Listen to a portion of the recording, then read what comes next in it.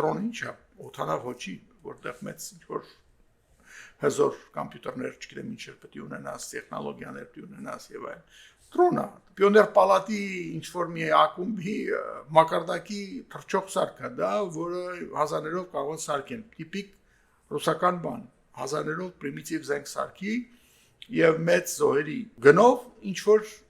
պատերազմներ։ Մի տարբերությամբ, որ հիմա չկա դաշնակիցների այն տեսակը,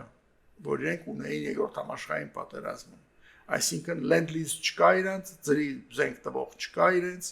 ծրի մատերիալներ տվող չկա,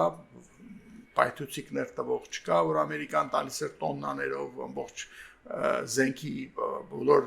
այսպես ասած, վարուտը, ոնց ուզում եք ասեք,